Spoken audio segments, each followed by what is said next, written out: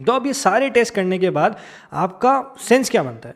तो ये सारे टेस्ट करने का सेंस ये बनता है कि हेलो एवरीवन, आज हम डिस्कस करने वाले हैं फिटनेस असेसमेंट टेस्ट की, मतलब सेल्फ असेसमेंट टेस्ट की। तो सेल्फ असेसमेंट का मतलब ये है कि आपकी खुद की बॉडी को चेक करना अलग अलग टाइप से, अलग अलग बेंचमार्क से, ताकि आप नेक्स्ट टाइम देख सकें कि आपकी बॉडी में इंप्रूवमेंट कितना है। क्योंकि सिर्फ वेइंग स्केल देखोगे तो आप बहुत परेशान हो जाओगे, क्योंकि वेइंग स्केल कभी कभी बहुत ज़्यादा आपको रिजल्ट नहीं दिखाएंगे ऑन पेपर, लेकिन आपकी बॉडी स्टिल हो सकता है चेंज हो रही हो। बहुत सारे पैरामीटर्स पे आपको देखना चाहिए कि आपकी बॉडी चेंज हो रही नहीं हो रही है। और ये करने का एक रीज़न ये भी हो सकता है कि आप सेटिस्फाइड रहेंगे कि कुछ ना कुछ एस्पेक्ट में तो आपको रिजल्ट्स मिल ही रहे हैं। तो सबसे पहले आपको क्या करना है, नीचे डिस्क्रिप्शन में एक फॉर्म दे रखा है, मैंने बना रखा है, उसमें सब कुछ ये जो मैं बोल रहा हूँ वहाँ से आप डाउनलोड करके देख सकते हैं। अगर आपको नहीं समझ आए तो आप वापस आके वीडियो में देख सकते हैं। और अभी तक आपने चैनल को सब्सक्राइब नहीं किया तो please subscribe to the channel. I will keep making videos like this. Thank you. Let's get straight into the video. Age, date of birth, gender, ये सब आपको लिखना है नहीं लिखना है, आपकी पर्सनल मर्जी है। और मैंने खुद ने जो बनाया है उसको ही मैं पढ़ रहा हूँ यहाँ से। फिर आपको देखना है बॉडी फैट। अब देखो, बॉडी फैट जो होता है वो मेजरमेंट किया जा सकता है या तो मशीन्स के थ्रू, या डेक्सा स्कैन के थ्रू, या बॉडी फैट कैलिपर्स के थ्रू। यहाँ पे मैंने बॉडी फैट कैलिपर वाला मेथड लिख रखा है। मैंने यहाँ पे बॉडी फैट मेजर करने के लिए 7 जगह दे रखी है। ये सातों जगह आपको जाके पिंच करना है बॉडी फैट कैलिपर से। अगर आपको नहीं समझ आ रहा तो कमेंट कर देना कि ये बॉडी फैट कैलिपर वाला टेस्ट कैसे करते हैं और बॉडी फैट एक्चुअल में देखते कैसे है वो बता देना।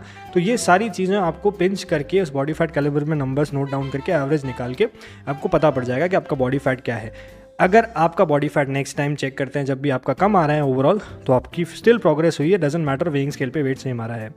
फिर सर्कमफ्रेंस देखना है इंचेस में। सर्कमफ्रेंस मतलब बेसिक सी बात होगी, मेजरमेंट्स लेने हैं, नेक का लेना है, चेस्ट का लेना है, आपको शोल्डर्स का लेना है, अपर आर्म, फोर आर्म्स, दोनों हाथों का लेना है, मतलब अलग अलग होता है, अपर एब्स, लोअर एब्स, हिप्स हो गए, दोनों थाइज का लेना है राइट और लेफ्ट, और दोनों काफ का लेना है। ये बेसिक सी चीज़ें मैंने लिखी हुई है, ये भी आप देख सकते हैं। फिर पॉस्चर वाला थोड़ा सा कॉम्प्लिकेटेड है। तो पॉस्चर वाला में एक तो आइडियल पॉस्चर होता है जो कि बहुत कम लोगों का होता है, बिल्कुल स्ट्रेट, वो ज़्यादातर लोगों का नहीं होता है। फिर है काइफोटिक लॉर्डोटिक पोस्चर, जो कि बिल्कुल स्ट्रेट कभी भी नहीं होता है, ऊपर से भी कर्व होता है और पीछे से भी कर्व होता है। मतलब ऊपर से बाहर की तरफ कर्व दिखेगा आपको और नीचे से आपको एंटीरियर पेल्विक टिल्ट मिलेगा, मतलब हिप बाहर निकला हुआ होगा। फिर उसके बाद आता है फ्लैट बैक पोस्चर, जो कि बिल्कुल सीधा होता है, जो कि काफ़ी रेयर होता है, यूजुअली मैंने देखा नहीं है। और एक होता है स्वे बैक पोस्चर, जो कि ज़्यादातर लोगों का आजकल कॉमन हो चुका है, क्योंकि फ़ोन चलाते हैं ऐसे पकड़ पकड़ के और आगे से झुक गए हैं, तो वो हो सकता है ज़्यादातर लोगों का। इसके बाद नोट्स आगे जगह दे रखी है मैंने, आपको वहाँ पे सब कुछ चीज़ें लिखनी है और सब कुछ चीज़ें लिख सकते हैं आप कि भाई ये चीज़ मैंने देखी है, ये प्रॉब्लम और है मेरे को, या मुझे यहाँ पे कहीं पेन है, यहाँ पे ये कोई इशू है, यहाँ मेरा फ्रैक्चर हो चुका है, हाथ की हड्डी टूटी हुई, यहाँ पे रॉड लगी हुई, ये सब चीज़ें यहाँ पे आपको लिखनी है, ताकि याद रहे कि आप कुछ मूवमेंट्स कर सकते हैं, कुछ मूवमेंट्स नहीं कर सकते हैं। फिर मूवमेंट स्क्रीनिंग, यहाँ थोड़ा सा कॉम्प्लिकेटेड हो जाएगी चीज़ें, तो मूवमेंट स्क्रीनिंग पे भी अगर आप चाहते हैं मैं वीडियो बनाऊँ तो मैं बनाऊँगा बिल्कुल। टेस्ट लिख रखे हैं बेसिक से। FMS सिस्टम होता है, फंक्शनल मूवमेंट स्क्रीनिंग कहते हैं जिसको, जो कि काफ़ी पहले डेवलप हुआ था, और इसके बेसिस पे ही आप स्क्रीनिंग करके देख सकते हैं आपकी मोबिलिटी कितनी है। तो ये पार्ट जो है वो मोबिलिटी देखेगा, आपकी मूवमेंट पैटर्न्स आपके कैसे हैं। Deep squat, hurdle step, incline lunge है, और उसके बाद है शोल्डर मोबिलिटी का टेस्ट, इम्पिंजमेंट का शोल्डर का टेस्ट, और एक्टिव स्ट्रेट लेग रेज का टेस्ट, और ट्रंक स्टेबिलिटी पुशअप है, उसके बाद प्रेसअप क्लीनिंग टेस्ट है, उसके बाद रोटेटरी स्टेबिलिटी टेस्ट है, फिर पोस्टीरियर रॉकिंग क्लियरिंग टेस्ट है।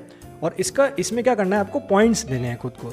आउट ऑफ 10 दे सकते हैं पॉइंट्स, तो 10 में से 5 पॉइंट दे सकते हो आप, और 10 में से 10 पॉइंट दे सकते हो, 10 में से 6 पॉइंट दे सकते हो, और लेफ्ट और राइट साइड दोनों तरफ देखना है। और उसके आगे आप नोट में लिख सकते हो कि भाई हमको क्या प्रॉब्लम आ रही है, ये हो रहा है नहीं हो रहा है, बिल्कुल ही पॉसिबल नहीं है। तो 10 में से आपके मान लो पिछले बार फर्स्ट टाइम आपने जब चेक किया था तो आपने 3 नंबर ही खुद को दिए थे या 4 नंबर ही खुद को दिए थे। अगर आप 6 पे या 7 पे जाते हो तो आपके मूवमेंट पैटर्न्स भी इंप्रूव हो रहे हैं, that is a great thing. तो सिर्फ बॉडी वेट के हिसाब से आपको नहीं जाना है। तो फर्स्ट चीज़ क्या होगी, आपने बॉडी फैट देख लिया। सेकंड चीज़ होगी हमारा सर्कमफ्रेंस पूरा। थर्ड चीज़ होगी फंक्शनल मोबिलिटी स्क्रीनिंग, जो कि मोबिलिटी स्क्रीनिंग कहेंगे जिसको हमको। और फिजिकल टेस्ट एक और चीज़ होती है कि आपका स्टेमिना कैसा है, कार्डियोवैस्कुलर हेल्थ कैसी है, उसके लिए भी ऑप्शंस मैंने दे रखे हैं। अब देखो 3 मिनट स्टेप टेस्ट करना है। स्टेप टेस्ट मतलब क्या होता है, एक स्टेप होता है जिस पे चढ़ते उतरते हैं, जो कि स्टेपर कहते हैं जिसको, हाँ स्टेपर होता है, उसके ऊपर चढ़ना उतरना है आपको 3 मिनट के लिए। उसके बाद आपका beats per minute check beats per minute check करना है कि कितना जा रहा है। एक्टिव रेंज, नॉर्मल रेंज, ये सब भी मैंने डिस्क्रिप्शन में डाल रखी है कि बेस्ट किसके लिए कितना है, इजी किसके लिए कितना है, हार्ड किसके लिए कितना है, सही क्या है, गलत क्या है, सब डिस्क्रिप्शन में आपको मिल जाएगा। तो एक फॉर्म जो होगा वो होगा खाली, एक फॉर्म होगा जिसमें रिजल्ट्स के बेसिस पे आप डिसाइड कर सकते हो कि आपकी स्टेबिलिटी कितनी है, किस एक्सरसाइज में या किस मूवमेंट में आपका फ़ायदा कितना हो रहा है, या किस मूवमेंट में आप कितने अच्छे हैं, वो आप उस सेकंड वाले उसमें देख सकते हैं। फिर आप उसके बाद देखेंगे 1 मिनट या तो एयर बाइक कर सकते हैं या वॉल सेट कर सकते हैं। मैक्सिमम वॉल सेट वाला मैं यूजुअली रिकमेंड करता हूँ उन लोगों को जिनका बॉडी वेट ज़्यादा होता है या फिर जो अभी बहुत वीक है कार्डियोवैस्कुलर स्टैंड पॉइंट से। तो 1 मिनट एयर बाइक वाला मैं ज़्यादातर लोगों को बोलता नहीं हूँ, बट यूजुअली ठीक है, जिसको करना होता है, जो एथलीट होता है उसको करा देते हैं हम लोग।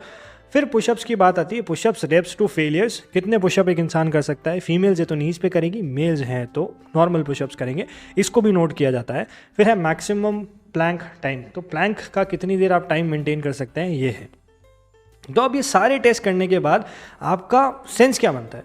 तो ये सारे टेस्ट करने का सेंस ये बनता है कि आप जब भी एक्सरसाइज करते हैं, जिम ज्वाइन करते हैं, तो आप क्या सोचते हैं, वेइंग स्केल पे वेट कम नहीं हो रहा है, वेइंग स्केल पे वेट कम नहीं हो रहा है। तो ये सब चीज़ें अगर आप चेक करेंगे तो सिर्फ एक पैरामीटर नहीं होगा जिस पे आप प्रोग्रेस कर रहे हैं, आपके पास मल्टीपल पैरामीटर्स हैं, मल्टीपल चीज़ें हैं जिसके बेसिस पे आप इंप्रूवमेंट कर रहे हैं। तो वो चीज़ पे आपको ध्यान देना है कि हम ओवरऑल किसी ना किसी एस्पेक्ट में इंप्रूव कर रहे हैं या नहीं कर रहे हैं, वो सबसे इंपॉर्टेंट है। बाकी सारी चीज़ें भी होती रहेगी, वेट कम होता रहेगा, but you need to focus on everything as a whole process. अगर पूरा प्रोसेस आपने नहीं समझा इस चीज़ का तो आप बीच में गिव अप कर जाओगे। तो ये सेल्फ असेसमेंट इसलिए ज़रूरी है ताकि आप मोटिवेटेड रहो और ताकि आप आगे ध्यान दो कि मेरे को ये चीज़ें भी सही करनी चाहिए। मैं स्क्वाट नहीं कर सकता, मैं लंज नहीं कर सकता, बेसिक मूवमेंट पैटर्न्स है। एक छोटा बच्चा जो होता है ना, जो चलना सीखता है, 3 साल का हो जाता है, जो 3 साल का बच्चा है सारे मूवमेंट्स 100% कैपेसिटी पे आराम से कर सकता है। तो हम भी तो केपेबल होने चाहिए। तो इन मूवमेंट्स के हिसाब से, इन इश्यूज़ के हिसाब से करेक्टिव एक्सरसाइजेस फिर डिज़ाइन करके वर्कआउट से पहले करनी है स्ट्रेचिंग के साथ, ताकि आपको इन चीज़ों में भी इंप्रूवमेंट मिले। So I hope this video made sense. थोड़ी सी कॉम्प्लिकेटेड है बट दोनों आपको डिस्क्रिप्शन में PDF मिल जाएगी। Thank you for watching, have a nice day, I will see you in the next one, bye.